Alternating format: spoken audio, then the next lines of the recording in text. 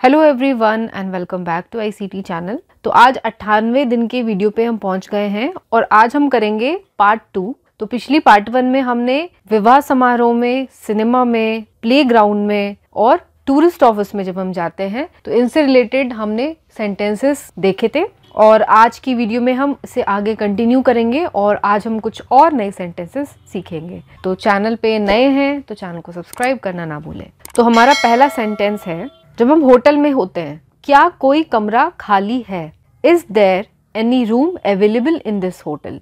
तो is there any room available का मतलब क्या हो गया कि क्या कोई कमरा हमारे लिए खाली है या हमारे लिए अवेलेबल है। और ये क्योंकि ये क्वेश्चन है तो इसलिए इज पहले आया है। अगर हम इसको सिंपल सेंटेंस में बोलते तो हम कहते देयर इज रूम अवेलेबल, लेकिन क्योंकि हमें क्वेश्चन पूछना है तो ये इज हमारा आ जाएगा सबसे पहले। Is there a room available. तो ये डिफरेंस होता है क्वेश्चन में और नॉर्मल सेंटेंस में। नेक्स्ट सेंटेंस है, सिंगल या डबल बेड के कमरे का क्या किराया होगा? What do you charge? Charge का मतलब कितना किराया है फॉर अ सिंगल या डबल बेडरूम। मेरा सामान कमरा नंबर 6 में ले जाओ। टेक माई बैगेज या take my luggage to room number 6 please. तो ये हम रिक्वेस्ट कर रहे हैं इसलिए हम प्लीज कहेंगे।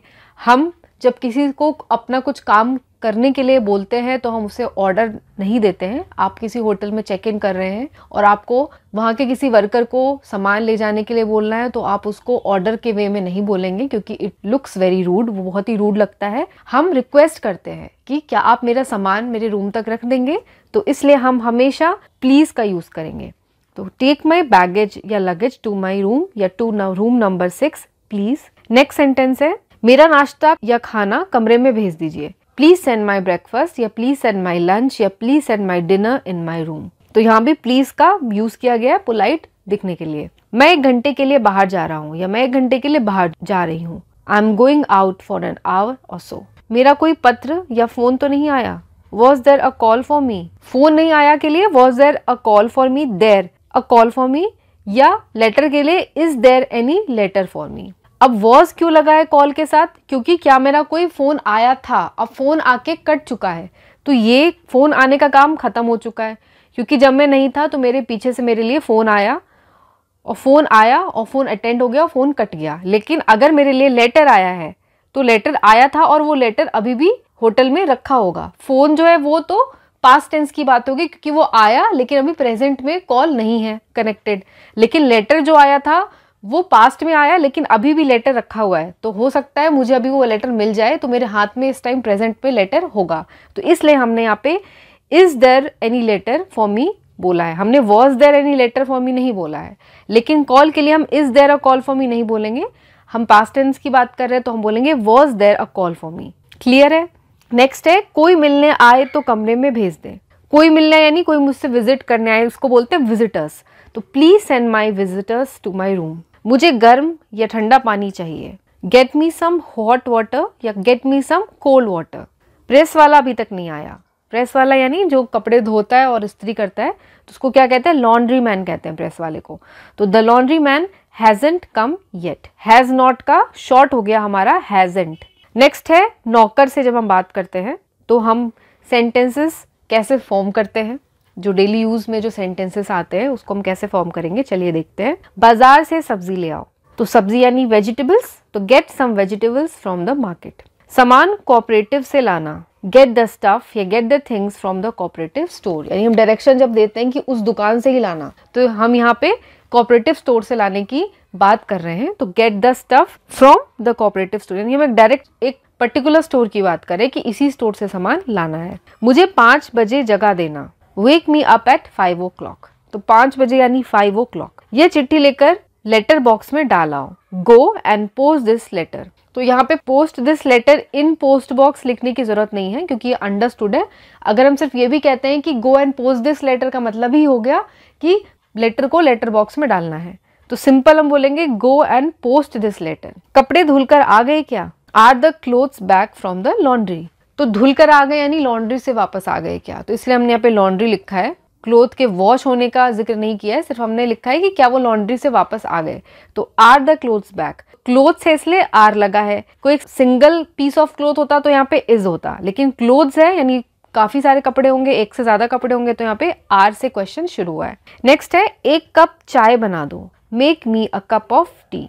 1 कप नहीं बोलते हम बोलते हैं अ कप ऑफ टी। क्या खाना तैयार है? इज द फूड रेडी या इज द लंच रेडी? अगर रात है तो is the dinner ready? Next sentences हैं डॉक्टर से रिलेटेड। डॉक्टर के पास जाते हैं तो हम कैसे कम्युनिकेट करते हैं? जैसे हम डॉक्टर को बीमारी बताते हैं, मुझे बुखार है, खांसी भी आती है, तो ये सिंपल ट्रांसलेशन है। बुखार है के लिए आई हैव सम टेम्परेचर या आई हैव फीवर, एंड खांसी भी आती है, ये अगला सेंटेंस है, लेकिन हमने इसमें जोड़ दिया एंड के साथ, एंड ऑल्सो कफ। कफ होता है खांसी के लिए यूज। नेक्स्ट है यह दवा दिन में कितनी बार लेनी है? डॉक्टर से हम पूछते हैं जनरली कि दवा कितनी बार लेनी है, तो how many times a day, यानी दिन में कितनी बार should I take this medicine. तो क्वेश्चन हम शुरू करते हैं जिस चीज के बारे में हमें क्वेश्चन पूछना है। अगर जगह पूछनी है तो हम वेयर से क्वेश्चन स्टार्ट करते हैं। कौन है उसके बारे में पूछना है तो हम हु कहते हैं। प्रोसेस पूछना है कि कैसे हुआ तो हम क्वेश्चन स्टार्ट करते हैं हाउ से। तो यहाँ पे हम क्या पूछ रहे हैं? कितनी बार लेनी है, तो कितनी बार को हम कहेंगे हाउ मेनी टाइम्स। तो इसलिए क्वेश्चन हमने इसी से शुरू किया है, how many times a day should I take this medicine. Next है खाने में क्या क्या ले सकता हूँ या क्या क्या ले सकती हूँ। What all can I eat. In food लगाने की जरूरत नहीं है, क्योंकि बहुत सारे लोग ऐसे हैं जो what can I eat in food या what can I eat in dinner ऐसे लगाते हैं। सिंपल हम बोलेंगे what all can I eat. इसमें सब कुछ इंक्लूड हो गया, ब्रेकफास्ट का भी, लंच का भी, डिनर का भी, खाने का भी, पीने का भी, सब कुछ इसी में इंक्लूड हो जाएगा। आपको हर महीने अपने वजन का रिकॉर्ड रखना चाहिए। तो ये डॉक्टर कहते हैं you should keep a monthly record of your weight. वजन यानी वेट, और रिकॉर्ड के लिए रिकॉर्ड ही यूज होता है। नेक्स्ट है आपका ब्लड प्रेशर नॉर्मल है। सिंपल ट्रांसलेशन है your blood pressure is normal. Normal है तो इज नॉर्मल।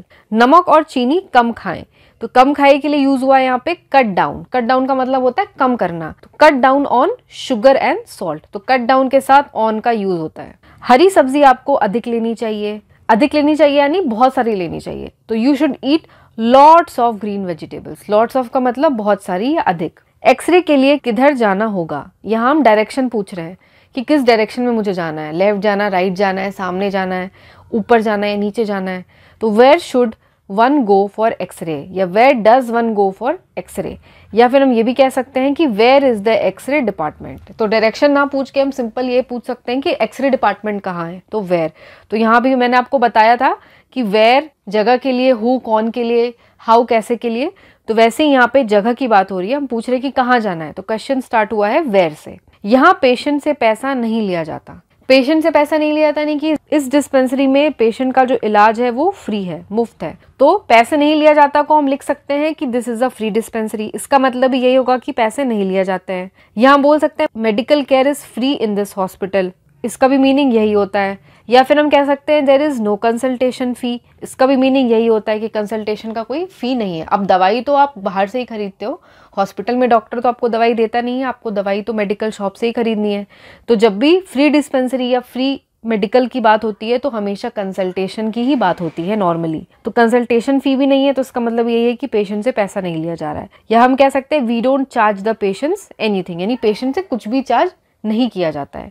तो यहाँ हमने देखा कि हमारी एक बात कहने के कितने सारे तरीके हैं। हम बहुत सारे तरीकों से सेंटेंस को फॉर्म कर सकते हैं। तो ये थी हमारी आज की वीडियो। अगली वीडियो में यानी पार्ट 3 में हम कुछ जनरल टॉपिक्स देखेंगे जो मिक्स्ड होंगे, यानी अलग अलग सिचुएशंस में कैसे कैसे सेंटेंसेस फॉर्म किए जाते हैं, ये हम आगे आने वाली वीडियो में देखेंगे।